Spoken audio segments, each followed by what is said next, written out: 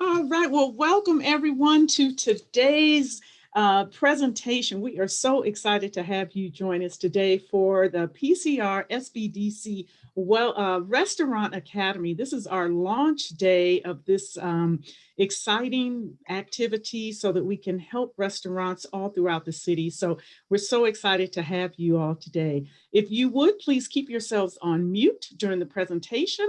But please feel free to put your questions into the chat and we'll be answering those throughout the time. If you stay on topic, then that helps. But even if it is outside of some of the topics, if it's something that we can do for you, then we will answer those. If you are moving around, getting up, please take yourself off a video. It makes me dizzy. So if you just stay still, that's great. We like to see your beautiful faces, but if you're moving, turn it off and then come back and join us when you're ready.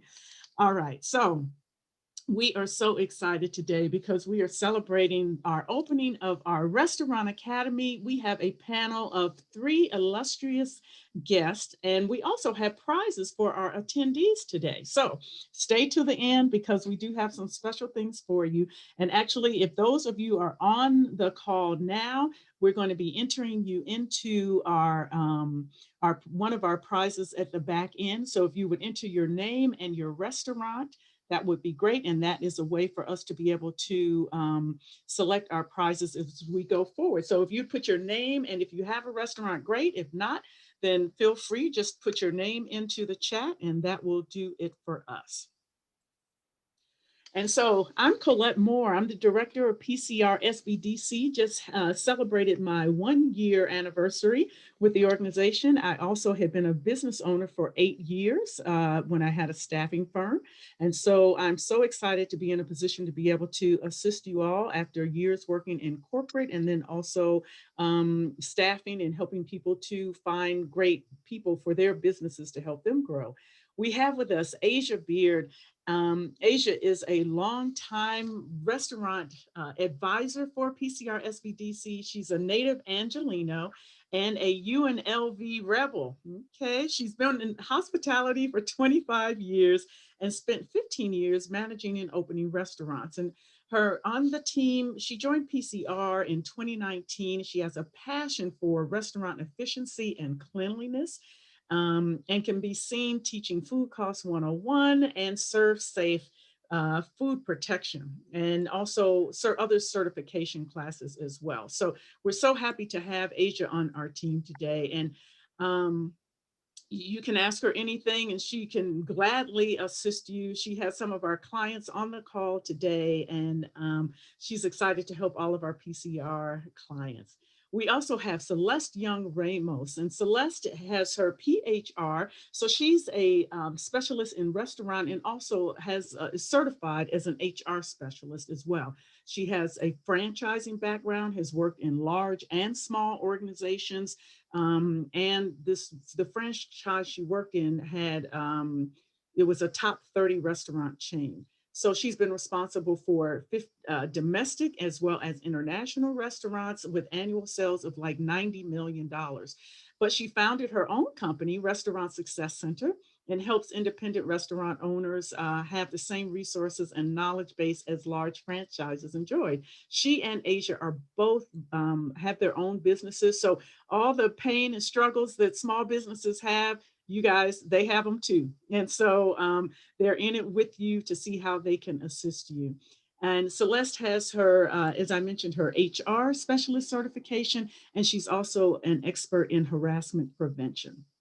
And so, for those of you that are new to the SBDC, we're the Small Business Development Center. We have over 1,000 offices around the country. We're partnered with the Small Business Administration, the SBA, and then also GoBiz, which is the state of California.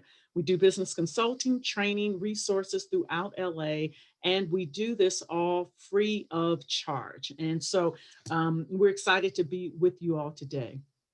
And before we get on to our some of the other information and then also our presenters for today, we wanted to share some facts regarding the restaurant industry.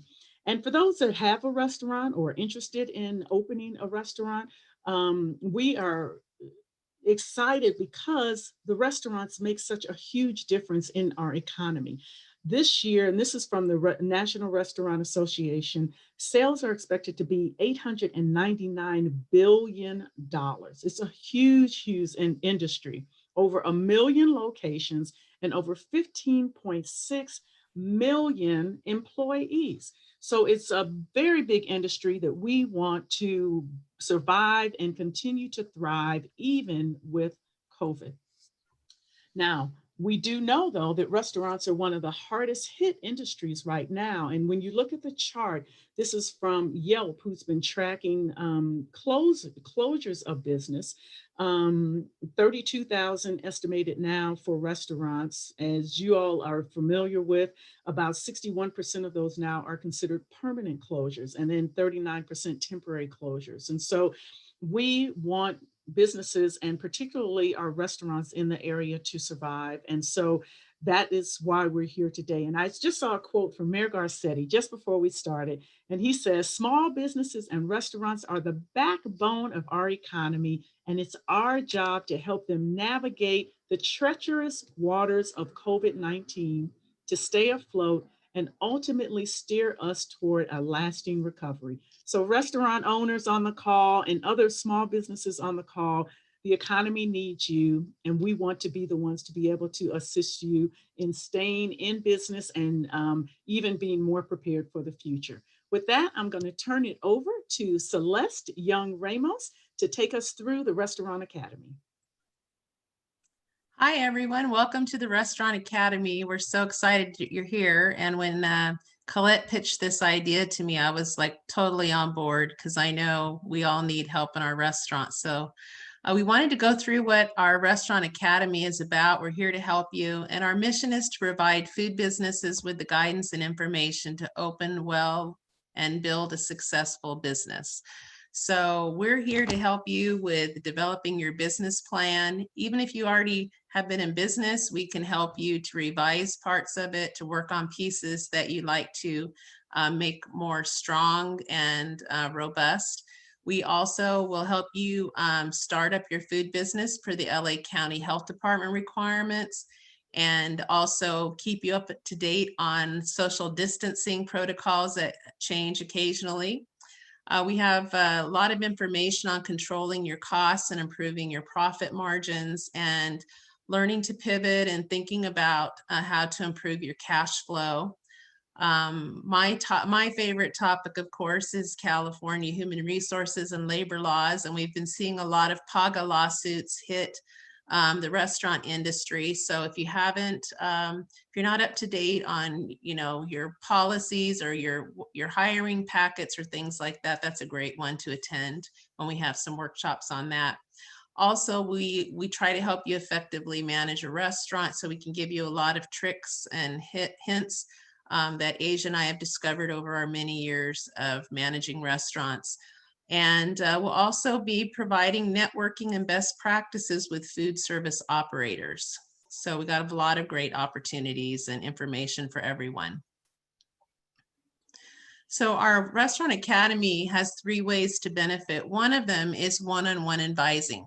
So from your startup planning to your strategies to grow and expand your business, we can help you with everything in between. And I'll be sharing with you some additional advisors that will be able to support you as well in expanding your restaurant business. We also have a lot of weekly workshops that give practical applications to improve the daily operations.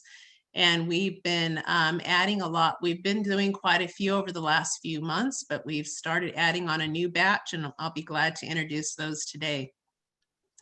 And lastly, we have special events like this quarterly panel where you'll get to meet other food service entrepreneurs. So you'll get to network and also learn best practices. And we'd love for you to all participate, share your comments and questions today during the panel, because we want this to be a really robust experience for you. Excuse me, got a tickle there. Not COVID related. Anyway, we do one-on-one advising and workshops, And so we do weekly workshops. Some of them are English and Spanish. And we also not only have restaurant and food service, so we can advise on food trucks, catering, street vending, cottage food. It doesn't have to be restaurants, so anything food-based or food businesses that are trying to retail. But what I love about our center is that we provide the services free of charge, but also we have a vast array of other advisors that can come in that are very specialized as well. Just as Asia and I are specialized in the restaurant part of it, they're just as experienced in the other areas. So we can always, if there's an area, for instance, like in licensing and permits, or I can help with the human resource management, but if you need capital or funding for your business, particularly the COVID funds that are available right now, or government contracting, social media and marketing, accounting principles, construction of facilities, and legal entities and leases. We have experts in all of those areas, so we can send them to send you to those people as well. That can really boost your business up to the next level. So I really love that. I've met everyone on these teams and they're all high class. And here's some of the curriculum for the Academy. These are all workshops that we are currently giving. The first 4 are ones that we've been giving for the last couple months. Or, well, excuse me, that first one isn't, it's out of order there, but I'll kind of go through them. We have permits and licenses for restaurant and food service businesses. That's a new class that we're offering. It'll take you through, if you wanted to start up any type of business, what's the way to get through the health department and what licenses and permits you need. We also have Safe Clean Kitchens, LA County's newest health inspection regulations. And this will take you through how to get through a health department inspection. And we also talk a lot about social distancing. We've been having classes regularly on that. So if you don't have your social distancing policy made up, you can get a hold of us and we can give you some special advising there.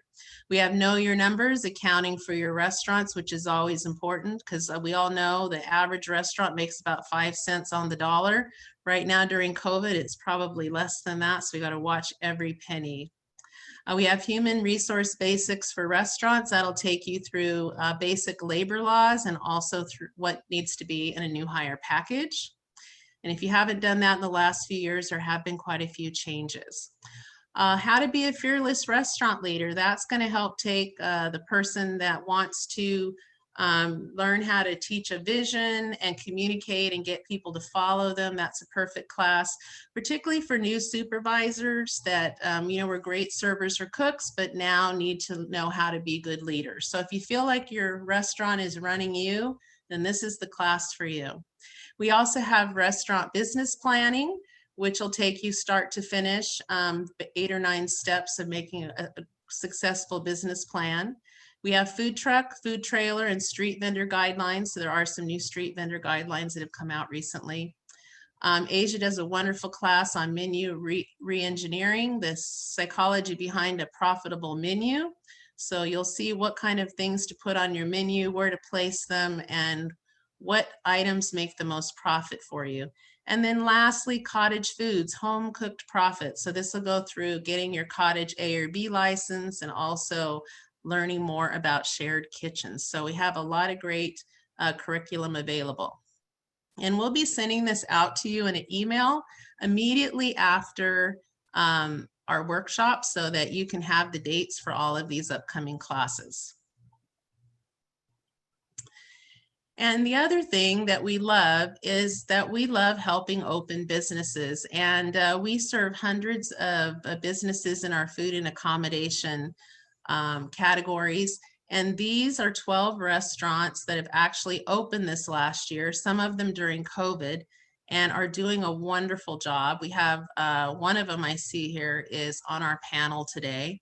And it's just very exciting. So we wanted to give a big shout out to Garibaldi's Italian here in Los Angeles, Hotville Chicken, El Centro Americanos, the Loft Hawaiian Restaurant, West Coast Pretzels, the Talarians Cafe, the very best cookie in the whole wide world. They're also on our panel today.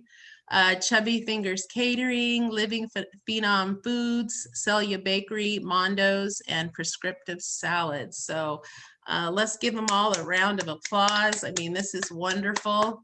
I mean, it's challenging to start at any time, but to start during, some of these started during COVID, and we're getting very good reports. So congratulations to you all. And with that, I'm going to turn it over to Asia, and she's going to have our panel today on how to successfully pivot during COVID. And we're very excited to have you all here. And I hope to meet each one of you personally. All right, thank you. Thank you, Celeste, I appreciate that. So first and foremost, thank you to the panelists for joining us and giving up your time.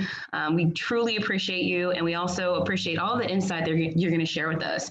Before we get started, I do want to do some introductions because some of you may not be aware of these phenomenal women. So starting with Kim Prince, co-owner of Hotville Chicken. She's a third generation restaurateur. She's had a knack for frying chicken running through her veins. Since the age of 8, she recalls being the pickle bucket girl at her family restaurant in Nashville, Tennessee. Her family is the infamous Princes of Nashville, Tennessee. So they've been recognized and awarded as the creators of Nashville hot chicken.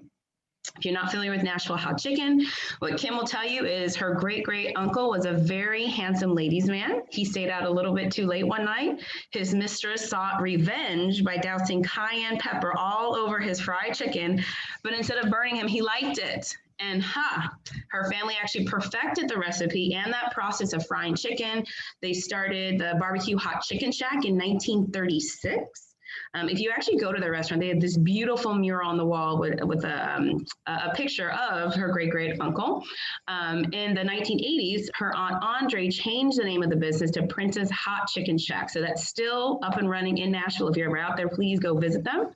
Kim studied public administration at Fresno State University, where her professional career started in human resources. So she started that back in 1992. She didn't go right into the restaurant. From 99 to 2019, she worked for various TV networks like ABC, The W, CMT, MTV, and even NBC Universal. But in 2016, she actually returned to LA from Nashville and started her pop-up restaurant.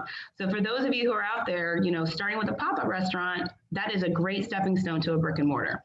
So her pop-up restaurant was Hotville Chicken, but in 2019, she opened up her brick and mortar in the Baldwin Hills Crenshaw district. And they have been recognized by LA Magazine's Best of 2020 and also Best New Restaurant. So Hotville Chicken, they've been featured in the New York Times, Infatuation, LA, the Zagat, and the LA Times. So make sure you visit them when you have a chance. Martha Mendel, Miss Martha, she is a second generation small business operator, proud Mexican American. She's a self-taught restaurant operator and holds a master's degree in psychology from the Chicago School of Professional Psychology. She's also a graduate of Goldman Sachs 10,000 Small Business Program. So she's class of 2017, very prestigious program. She also currently works full-time in commercial property management. Poncitlan actually first opened in '94 as a meat market and grocery store. It was her family business, but they repositioned it as Tacos Poncitlan in 2016. They specialize in tacos, burritos, tortas, and tijitos, and they prepare them with flavors that are native to Guadalajara, Jalisco. So every menu item that they have is something that has been perfected by generations of family recipes. I would highly endorse them, love their menu. Their restaurant is really unique because it has an atmosphere of a community gathering place. They see the same faces all the time. It's very warm, family-friendly environment. Very reasonable prices, open for breakfast, lunch, and dinner. And their food quality really just stems from a deep pride in quality results, and they are big on customer satisfaction. That is what drives their entire success. And then last but not least, we've got Kirsten Shaw. She is a bona fide lady boss. She was rocking that term well before it was trending. She's not a stranger to the startup world. She actually launched 2 direct-to-consumer fashion businesses, selling over $12 million of product in 8 years. So she was doing it in a completely different industry. And that's what I love about her story. She's been baking for as long as she can remember, but she never actually thought she'd end up in the food business. When an unexpected turn of events happened in March, COVID, she prompted a pandemic pivot where she just turned back to her cookies and baking and that love. So she started doing Ding Dong Ditch for her family and friends, just dropping off her fresh baked cookies. And then it just turned into a business. You know, people actually would just say, this is the very best cookie in the whole wide world, hence the name of her business. So she has started from that Ding Dong Ditch empire to a micro bakery business. So 6 months later, only 6 months, thousands of cookies in, she has now received accolades in What's Gabby Cooking, Food and Wine Magazine, Forbes, and The Hustle. So I'm just really proud of all of these ladies. You know, we've been working together in different aspects, and I'm excited to interview them. And I have a set of questions that I've prepared. But if time allows, we'll have the audience also ask questions, but I at least want to get through some of the questions that we prepared. And then as a bonus, all three of these ladies have donated something as a prize for the attendees. And we'll do a trivia question at the end of our panel questions. So whoever answers that trivia question correctly will win the prize. So we'll get to that in a little bit. So let's jump into the questions. So first question that kind of came to mind, and this is really a teachable moment for all of our new and up and coming restaurateurs or even cottage food business licenses, is if you could rewind time and give yourself 2 tips to help you avoid some major learning curves, what would you do differently? And I'll go to Hotville first, then we'll do Martha, and then we'll do Kirsten. And you just got to take yourself off mute. Hey everybody, good to be seen, be alive, and on my day off. So thank you for allowing me to be a part of the panel. Thank you for allowing me to be a part. 2 things, if gosh, 2 things that definitely have somebody like PCR, and they didn't pay me to plug it, but I will say have an organization like PCR in your back pocket. The organization has been very, very helpful with guiding me through what I did not know. And I would say number 2 is admit what you don't know, and then find somebody that does know it and keep me. Those would be 2 things. So it was really important for me to partner up with a Pacific Coast Regional organization. It's been very helpful, not only in helping us get our doors open, but helping us craft and engineer our menu, helping us craft and engineer our HR policies.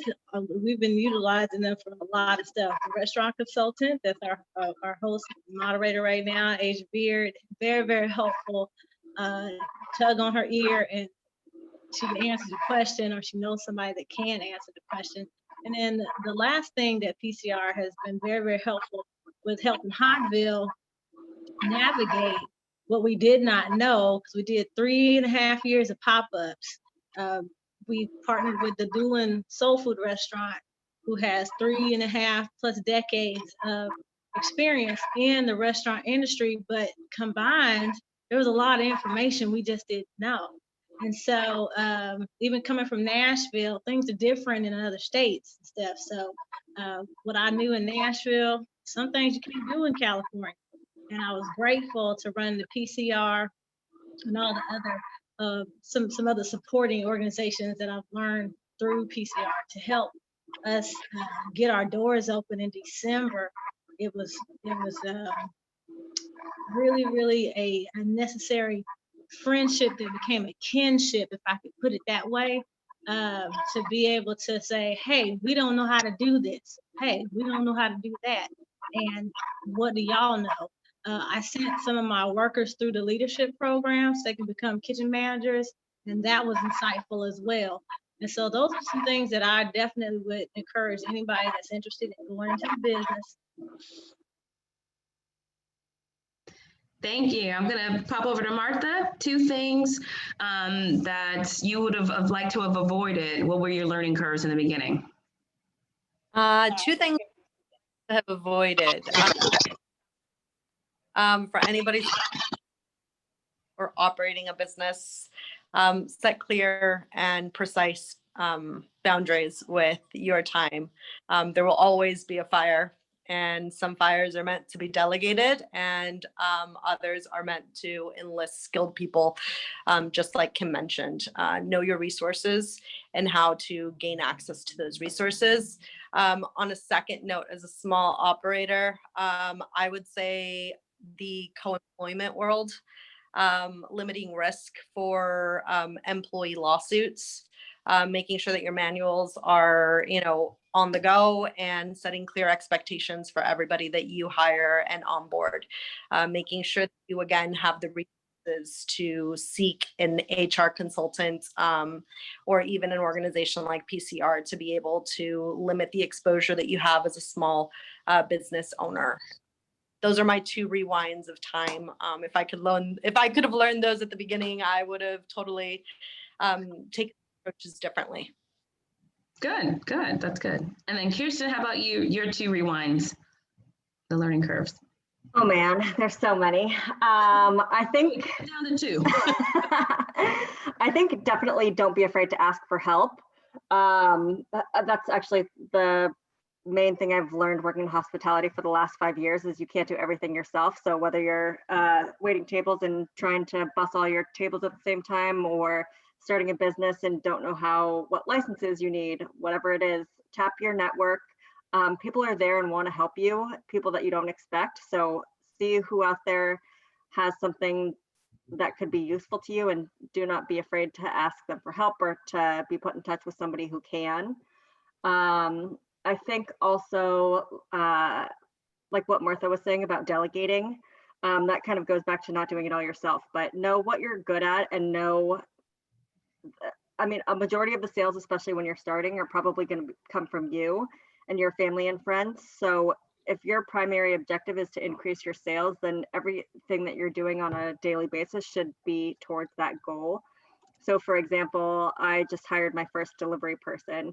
So she's out making deliveries for me today, but for the last 6 months, I've been doing all the deliveries myself because I was afraid to spend that money to hire somebody. But the 20 hours or 30 hours a week I've been making deliveries would probably have been better used building marketing campaigns and doing social media and all that other stuff, but I was just too afraid to spend that money. So you're going to have to, it takes money to make money, as they say.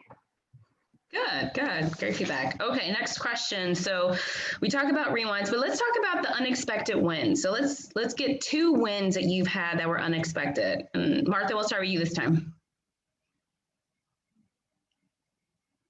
2 wins. Success. It isn't measured by being at the top of a mountain. It's the growth. It's cultivating the experiences and the practice.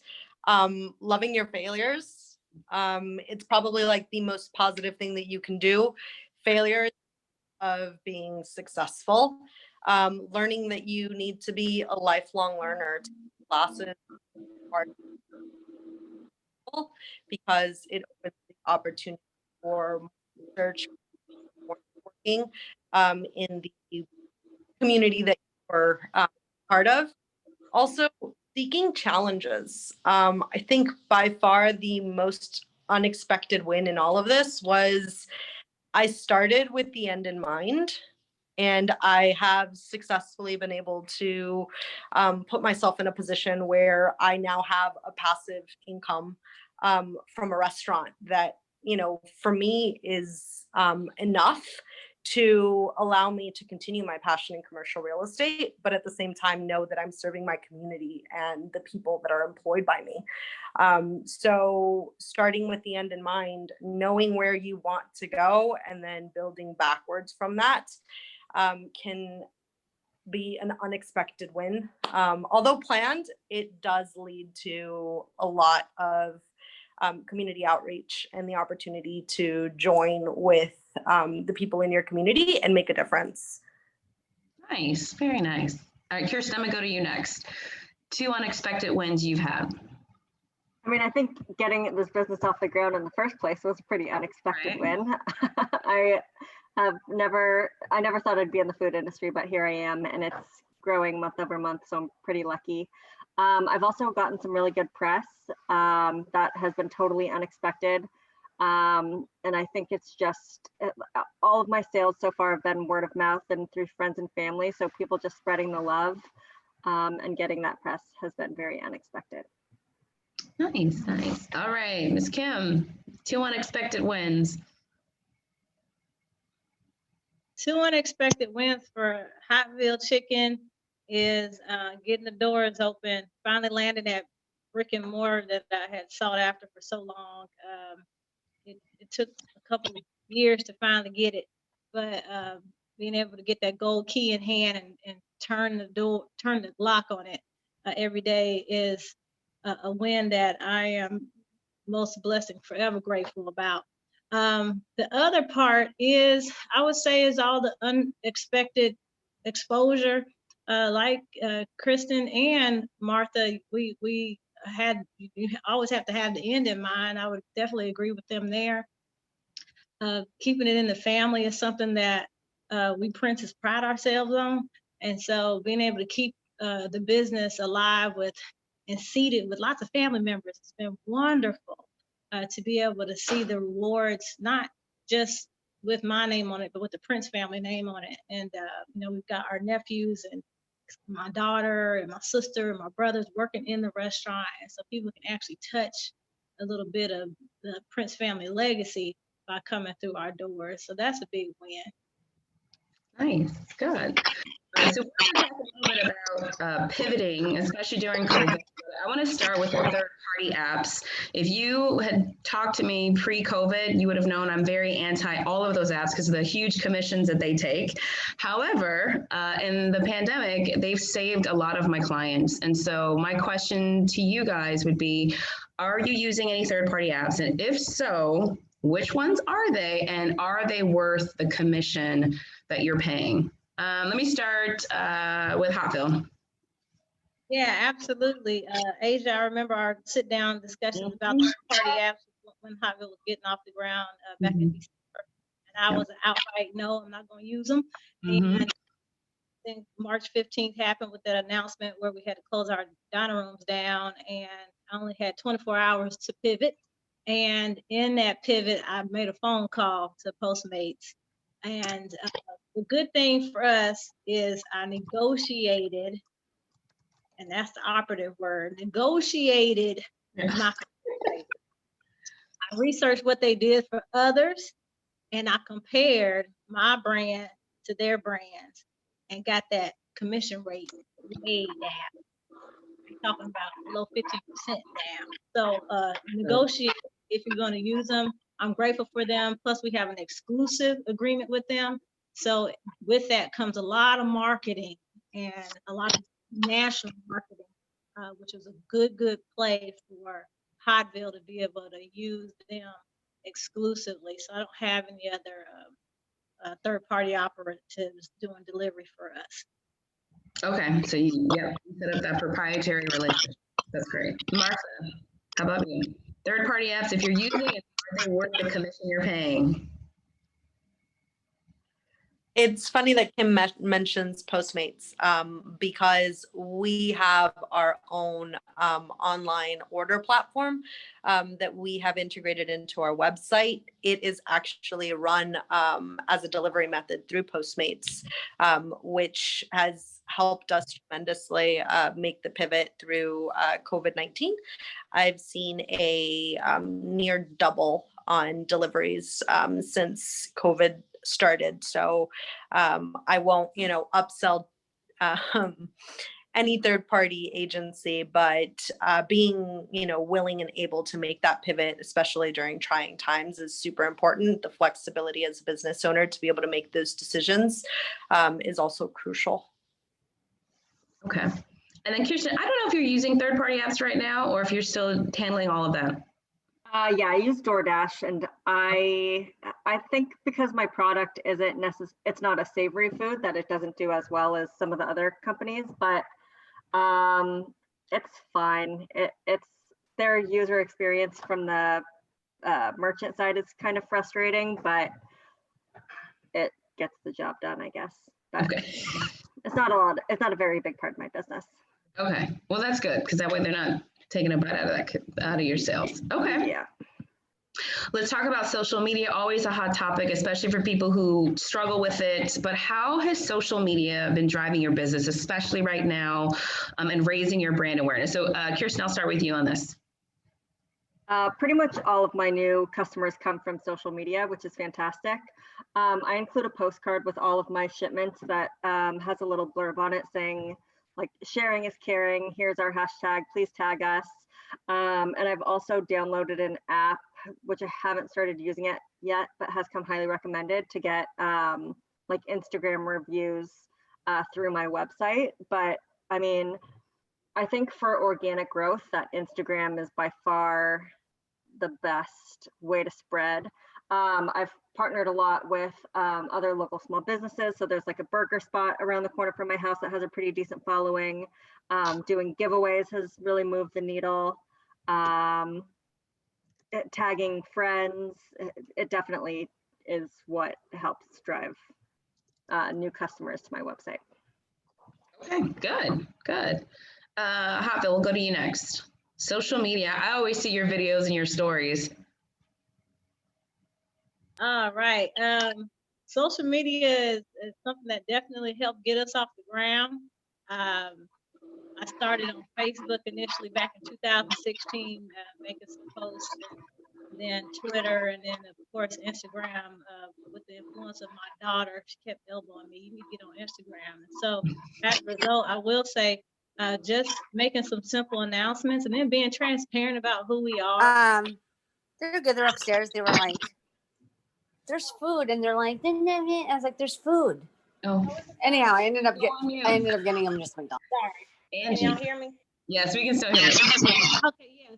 So, but using Instagram and just making an announcement during the pop-up phase of where we're going to be. Turns out a lot of people show up for that.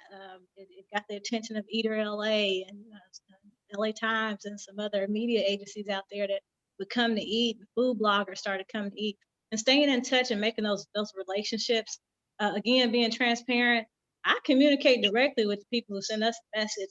Not that I have a whole lot of time to be able to do that because I'm actually in the kitchen.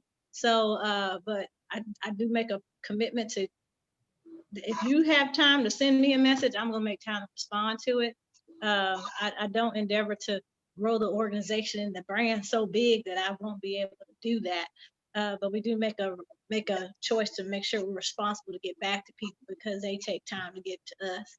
And then our reviews can come that way. We're very honest about feedback, and people on Instagram in particular, wow, they have a lot of time to be on it, but pictures are everything. And so I've been grateful to be able to get some really nice photos for free lately.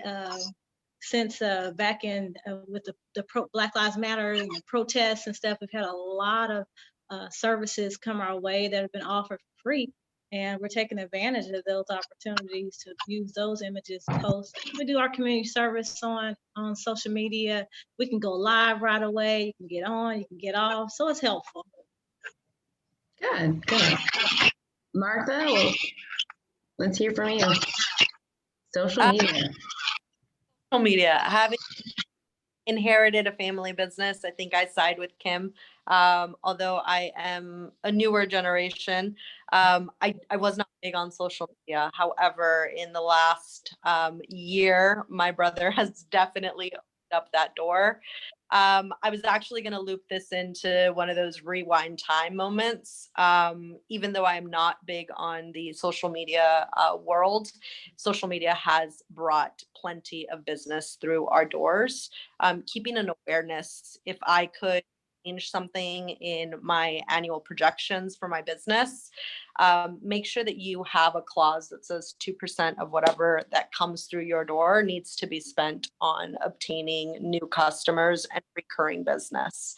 I will wrap that into the rewind time portion of it, because spending that 2%, although as a small business owner seems really scary, gives you the best bang for your buck. Facebook ads, as well as Instagram ads, knowing the demographic of people that you serve, so that when these ads are being placed on social media, you are receiving compensation for the money that you're out there spending. If you do have to go out there and spend money, always know your customer base so that when you do so, you are reaping the benefits of having spent the money to build it. So yes, on social media, if it's not something that you do, network. Your customers will do it for you. I side with Kim. Some of the best pictures I have of my business come from happy customers who are more than willing and capable of taking amazing photos and sharing it with family and friends. We are a word of mouth business, even though we are on social media.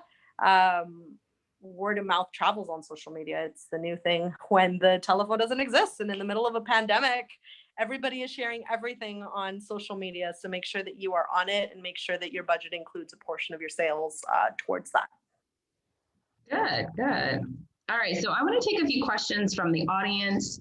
You can use your chat function, please, to type in your question. I know a few have already come through the chat, so we will pull those up for you guys and start directing them to the panelists. All right, and Asia, one of the questions, this is a follow-up for Martha, is how did she determine the 2% for the marketing? So how did you come to that percentage in terms of the amount of spending? National Association of Restaurant Owners tends to have information out on what your benchmarks should be as a restaurant operator. I run or tried to run as close to a 30-30-30 profit. It's part of my 30% in overhead costs. When I divide that 30% based on national averages and based on the sale of my business, it's computed anywhere between 1 to 3% of sales for restaurants that make a little bit over $1 million in a year. So there is a lot of resources. I can send a link to Asia. It was part of my Goldman Sachs training when we broke down our business plans and how we would allocate funds. So definitely, I'll share that. Great. Good, thank you. Okay, and Asia, there's another one here. One of our guests today wanted to hear from those that know how to get press and local magazines. And Dora actually provided a couple of great ideas in here. Haro, help a reporter out with a daily email. And then she also mentioned a couple of other things. So if you all can talk, I know you mentioned social media, but was there any magic that happened, I guess, to get that press? Any other Let me ask tools? Kirsten, because she's had some really amazing, and so has Kim, but I know she's got some leverage, some relationships she's leveraged, but they've also just kind of followed her on their own. But let me ask Kirsten first, and then we'll have Kim follow up. Yeah, so one of my girlfriends knows the writer for Forbes, or one of the writers for Forbes, and she focuses on female-owned businesses. So she offered to put me in touch with the Forbes gal, and then she did a story on women in hospitality and doing the pandemic pivot. So that's how that came about. And then I think the Food and Wine girl found me from that. But it's also just looking up what publications you want to be in, who those authors are, cold emailing them, tell them your why, give them your story, and people, especially now, like want to help each other out. So if you have a good story to tell, people are going to be drawn to that. And I think that your why is going to help sell the story to the press. And Kim? Yeah, well, it happened by accident for us. The Eater article that came out January 17, 2017, I happened to feed one of the writers. He and his wife came in and sat down and ate at our pop-up. I didn't know who he was, and I just was rattling off all kind of information, and they wrote an article about it. Other than that, I think for Hotville, it's the fact that I'm a third generation Prince in the business, and we are the first family to ever do Nashville Hot Chicken. Nashville Hot Chicken is a global dish now, is all over the world. And even today, I learned of 2 new restaurants in Australia that have recently opened. They send me messages on Instagram. So, but they found out about Hotville because of researching what Nashville Hot Chicken is. And the Prince family Princess Chicken Shack, my Aunt Andre. I can't say I've definitely taken advantage of the fact that I'm a Prince. And that getting out there has spawned this continual great snowball effect. But we pride ourselves on making good product, and people like it and they keep talking about it. And as long as chickens are being hatched, we'll keep frying them. So, but Zagat found us through a radio program, KCRW, and then all these people are listening in on different radio interviews. I did a radio interview with Ryan Seacrest through Postmates. Remember I said that I had to do out some brand marketing and that negotiation with them. So part of my contract is for them to make sure that they get Hotville lots of press plugs throughout the year. The other thing was we just made good continual relationships and make good on those relationships by being responsive. If you get an email, you get an Instagram message, respond to it. Jen Harris from LA Times, she loves fried chicken. She contacted us. We did the bucket list with her and Johnny Ray from Howlin' Rays. And so all of those things just kind of like rolled into each other, one blessing after another. And we just focus on doing what we do best. And that's what's getting the word out for us. And I think we had a lot of people rooting for us from the pop-up phase going into the actual restaurant because it took a while for us to get there. But we didn't lose anybody who were following us, which was great. And now that we have a new house, people are coming over to visit. Got it. All right. I don't know if that's my, am I static?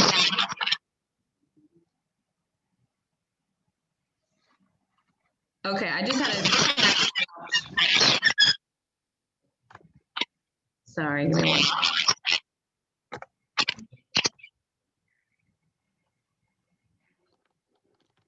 Sometimes they say if you stop video, it helps with the audio. So I don't know if that helped.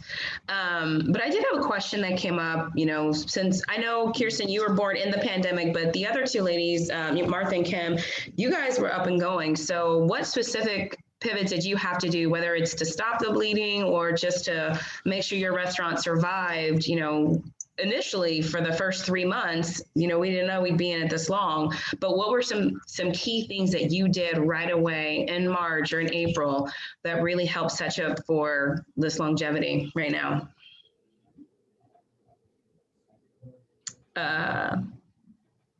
Kim, we'll go with you first. Okay, yeah. Like I said, we had 24 hours. Thankfully for me, I'm closed on Mondays. So I had all day that Monday, the 16th, to get ready to open on the 17th. I sat with my business partner and we made one decision that closing wasn't going to be an option. Number two, we sat down with our employees because they were contacting us trying to figure out what are we supposed to do? What does this mean? And I remember making some phone calls to our suppliers and everybody trying to figure out what they were going to be doing, because as a result of COVID, it doesn't just stop the traffic flow of people coming into your restaurant, but it also slows down deliveries. There's our meat supplier couldn't deliver 6 days a week anymore. They were cutting it down to 3. And so there was another snowball effect of things that were going to impede upon our ability to get open that week, and not knowing how long it was going to last. One of the things that we did was I started scaling back on the hours. That wasn't a choice that we made. We're on a mall property and they told us that we had to cut our hours back. So we shaved 2 hours off our operation schedule. We're open 6 days a week, closed on Mondays from 11, and then we're open from 11 to 7 instead of 9 p.m. So that helped a little bit, but we went through our cash flow reserves really fast. I'll be honest about that. And it was a lot. Significant portion of our cash flow reserves was wiped out in a matter of about 2 to 3 weeks because we wanted to continue paying our suppliers and our vendors on time. We wanted to pay our utilities as well. But I took advantage of making all those phone calls to suppliers, vendors, utility companies to make sure that we were in the right position and that we didn't owe a lot of people with a high ending or high yield of debt. So we can keep the doors open. The other thing that I did was we started applying for whatever grants came available, whether they were personal or for the business itself. We applied for PPP. Thankfully, we got our PPP through PCR.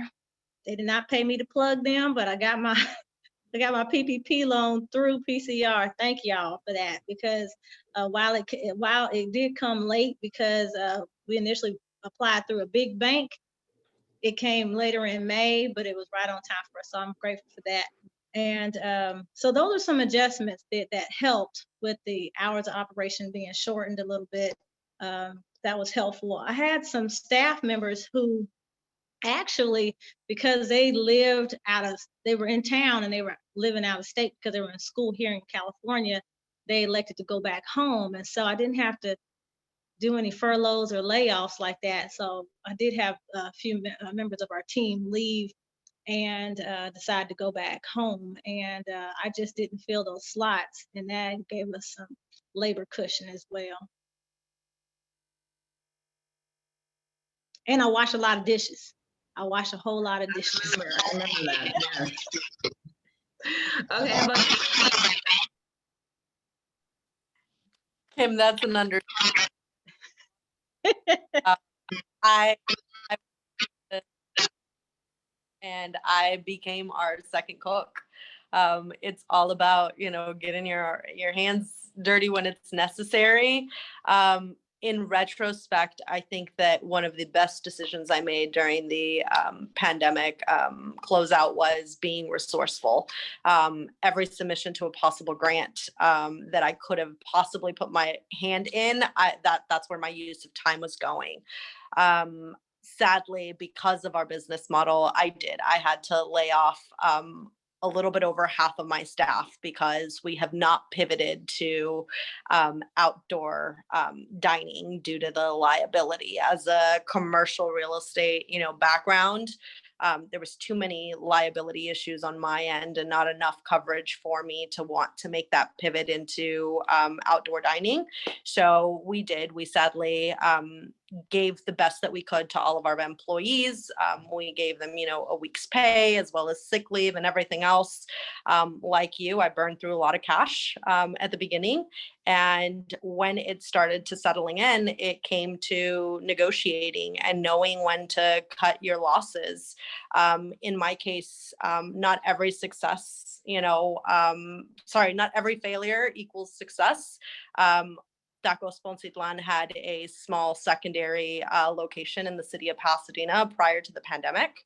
I since closed that location. Being able to just make those really tough calls and know that sometimes in business, you have to look at your bottom line and know that in order to keep others safe, you need to keep, the books at bay and in accord. So again, failure is just a positive way to embrace growth, a new opportunity that is hopefully, down our way. Sad to say, for all of you guys standing in those sidelines, the restaurant industry will be a good place to go. There will be a lot of commercial real estate that is going to become available. Working for a landlord has given me the opportunity to be able to see. Sadly, some of these restaurant owners won't be able to overcome the furloughs of rent or the holding back of everything that hasn't been paid. So knowing your bottom line and knowing those numbers is super important for anybody going into the industry. So for those of you standing in the sidelines, waiting for those perfect brick and mortars, trust me, landlords are going to want to put restaurants back into I think they quoted 35,000 restaurants that have shuttered their doors since the beginning of the pandemic. Those spaces will become available. And if you are prized in a place where you know where you're going, negotiation will be key. And there will be some open vacancies that are going to need great and successful restaurants to operate in. So again, just thinking positively in everything that you do is super important. Nice. And I appreciate you sharing that because, sometimes it's hard to let go of a business, but sometimes you need to let go of one to keep the other one alive. And I know that was a tough decision, but that's one of the things that really helped you pivot to keep that other business open. So there was a question from the audience for Kim, from David C. Kim, was it difficult to secure funds to transition from a pop-up to brick and mortar? Yeah, it was. I'll be honest, I'm a country girl. You is I got a lot of no's, and those no's hurt when I went to the big banks, when I went to the little small lenders, and I wasn't in a position I didn't have a big wallet. It was more so that I used everything from my day job, because I worked full time in the entertainment industry for a television network, and I didn't leave that job until October 2019. October 20th, 2019, as a matter of fact. That was my last day on the job with NBC Universal, because I had to open up Hotville by December. So, but I hung on to it, and I was gonna keep every paycheck I could to put toward the business. And then every pop-up, all that we earned from the pop-up, I always put it right back into the business as well. And so it was a little difficult. However, I have a great business partner, and his name is Greg Doolin.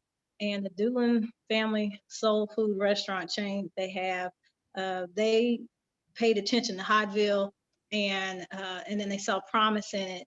And then Mr. Doolin was a big help with helping us get we didn't get a loan, I can't call it a loan, but the line of credit that Hotville needed was secured, if I can explain it that way. It was secured because of his long standing in the restaurant business here in Los Angeles. And it took that type of partnership for me, because I'm from Tennessee and I didn't know how to navigate the waters in the restaurant industry here in LA. I knew how to do television production, but I didn't know how to do restaurant in Los Angeles. So it took that connection. And then from that, a lot of other doors opened up for us. But funding is difficult. Again, I would definitely schedule an appointment with organizations, small business development corporations that are out there. There's PCR, if I can mention Vermont Slauson Economic Development Corporation, that's another one. And between those two organizations, they have definitely helped me sit down with other organizations out there to help me understand what lending is, how much debt you want to be in. And I just didn't want to be a slave to the lender by doing a big bank loan to get open. We just saved a lot. I jumped into my 401k, which I would not advise anybody to do, but I did it. And so now I'm trying to put money back into it. Okay. So guys, what we'll do is, if you have any other questions, you can put them in the chat and we'll send them off to the individual panelists. But we want to wrap up this portion of it by doing a giveaway. So all three of the panelists have donated a prize. So I'm going to ask some trivia questions. So there's one prize per person. So decide who you want to kind of vie for which prize. So I'll tell you the prizes first, and we're going to use the chat, so get ready to type. But we're doing a $30 gift card for Hotville Chicken, so that'll easily get you dinner or lunch for two. We're doing a $25 gift card for Tacos Pontitlan, same thing, easy meal for two people. And then Kirsten is donating a dozen of her fabulous cookies. So I'm going to ask one question for each of the panel, or not to the panelists, for the audience to type into the chat. Whoever answers first will be the winner of the prize. So make sure after we end this that you stay on so we can mail that out to you. Okay, we'll start with Hotville first. Remember, this is a $30 gift card. What was Kim Prince's first job at 8 years old? Type it in the chat. Go.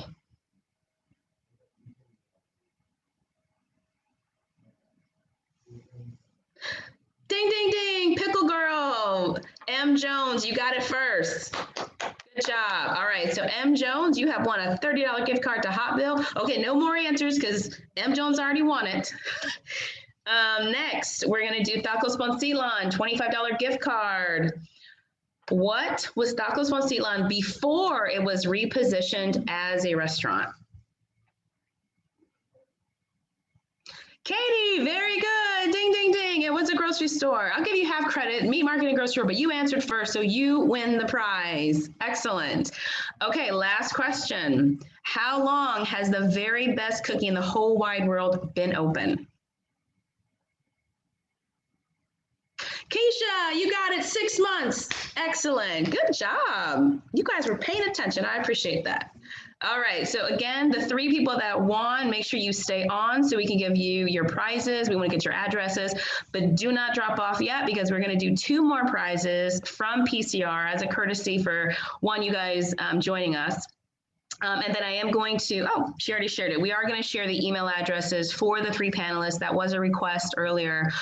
They're happy to, share their experience and continue talking to you if you need any more mentorship, peer mentorship, coaching. They're great resources. So thank you again, ladies. We have our own little gift that we're going to send to you. So look out for that in the mail. We appreciate you joining the panel. All right, we're going to turn it over to Celeste. Wow, that was really great. I even took down some notes here. So excellent information. Loved it. Well, we wanted to share with you some of our upcoming Restaurant Academy workshops here next week, October 20, I guess it's actually this week, tomorrow, right? Know Your Numbers, Accounting for Your Restaurant. November 5th, we're going to have our first business planning workshop. So that's for restaurants or any type of food business. November 10th, we'll also roll out another new one, business permits and licenses for restaurant and food service businesses.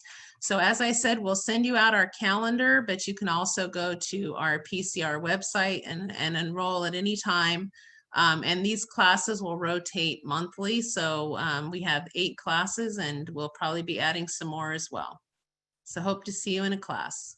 And also we want you to save the date because we plan to do this type of event every 3 months.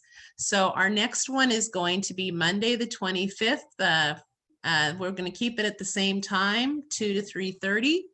And we hope you mark that on your calendar so we can have you there. And if anyone would like to participate as a panelist, let us know. All right, and so we do have an audience poll. So for those of you on, we want to make sure that all of the offerings that we have are good for you in terms of time. We know that you guys are busy, and because of COVID, we're actually doing a lot online. And I didn't share, I was a previous client of PCR. And so I hope that you guys all get the benefit from some of the online offerings so you don't have to travel all of the time. And it's a great way to get good information. So we are going to launch a poll, a couple of polls here. So if you guys would just take a moment, the first one is the days of the week. What days of the week are best for you? And then also what class time blocks are good for you? Okay, so if you guys would please just take 30 seconds and please answer the poll.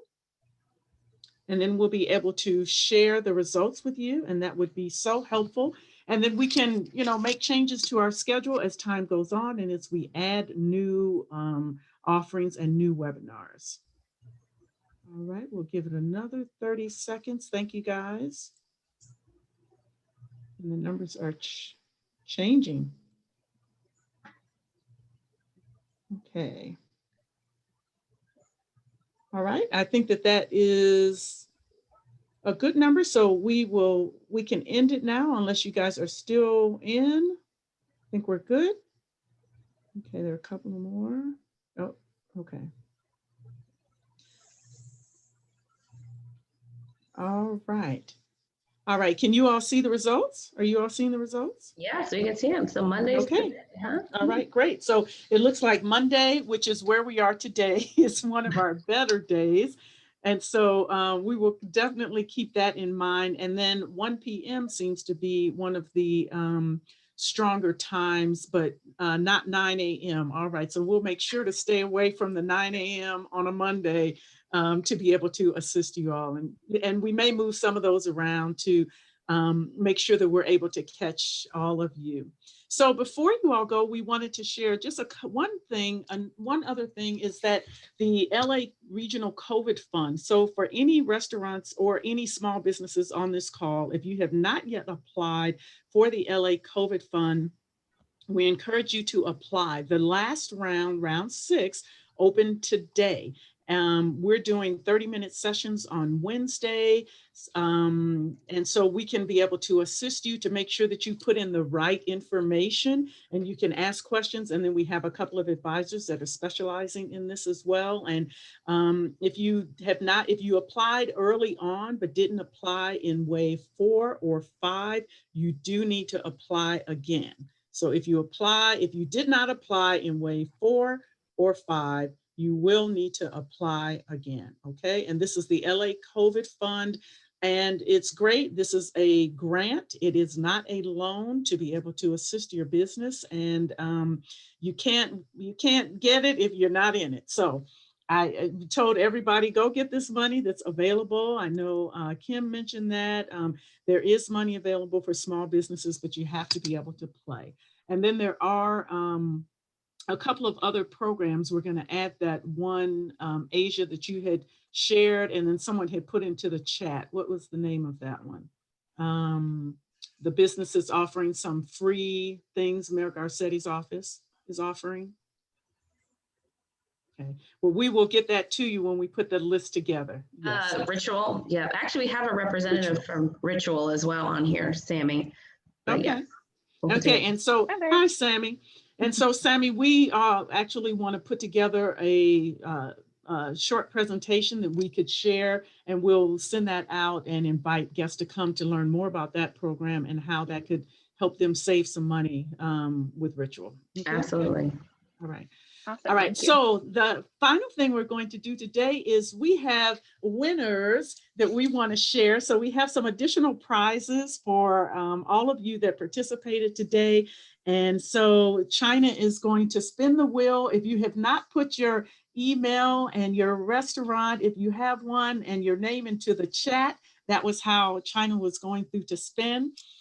China, are you ready? And let me introduce China. China is our Associate Director and a great asset to our team at PCR SBDC, making sure things are running smoothly for us. And then I also wanted to mention Briagini Sanders, who is our marketing coordinator, you've been getting emails. They say China, but Briagini's been pushing those out to try to get you guys to attend. And so I appreciate them. And China, are you ready to share some winners?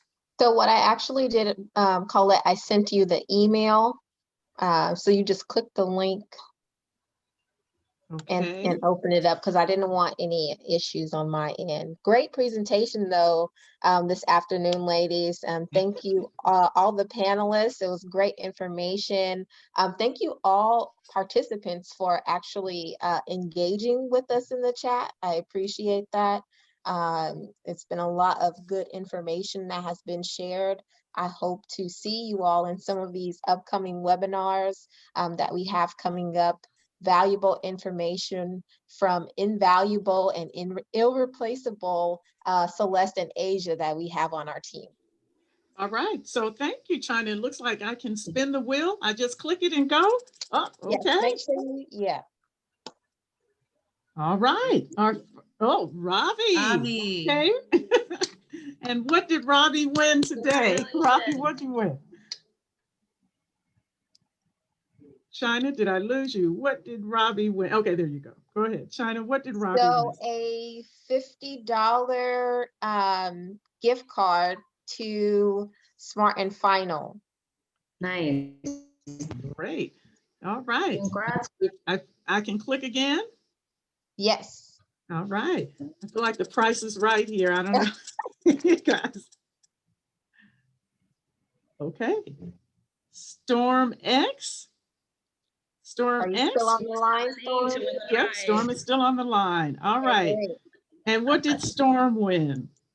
The same thing. So another $50 Smart and Final gift card. All right, excellent. Well, congratulations to our winners. We hope that you're able to use that for your business to help you start along the way. And we certainly appreciate you guys today. So the last thing that we have for today is just to thank all of the participants. We are so honored to have Martha and Kim and Kristen on the call with us today, and all of their great information. It's invaluable. You guys learn from others, connect with other restaurant owners, and they can assist you, and they have also helped with our restaurant advisors, Asia Beard and Celeste Young Ramos. I've been in some of their classes and I am always amazed. I'm like, everybody should know this. You need to know how to run your business by the numbers and make sure that you know how to do that well. And I hear that these ladies are getting smarter every day with the numbers of their business, and you can do it too. There's no reason that you cannot. So we want to help you build that confidence to know how to manage your business successfully and help you along the way. And so we thank you guys for coming today. I'm not sure if there were any other questions in the chat. For those of you that do need advice and an advisor, and you have not received one, whether it was the Restaurant Academy or other forms of advice, you can put that into the chat. And then I also have today's presentation that I will drop into the chat as well. So were there any other questions there? So you guys, I am dropping this into the chat now. You can bring it up. It's a PDF of just today's presentation if there was any information in there that might be helpful to you. Also, for those that won prizes, please, you can send a private message of your email address and your home address so that we can send over your gifts that you've won this afternoon. Great.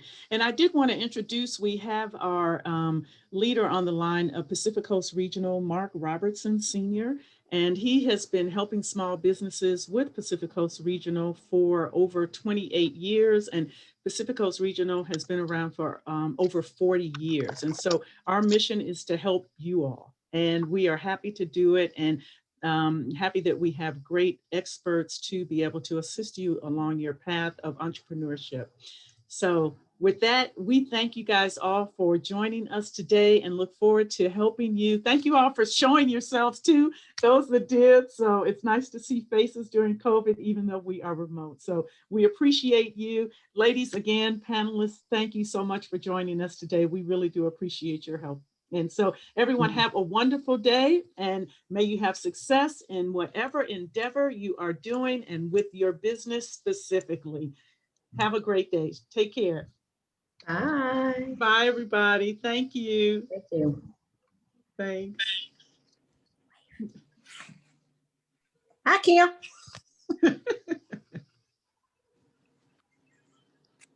That's my twin. Oh, that's your there you twin. go. Hi, Kelly. That's all waving at her. Glad you could join. Thank you, Absolutely. guys. Enjoyed everything. It was wonderful. Good. Thank you, guys. All right. Everybody's okay. And thanks for putting your notes into the chat.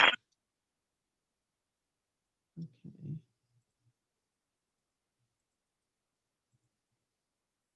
Ladies, one more moment.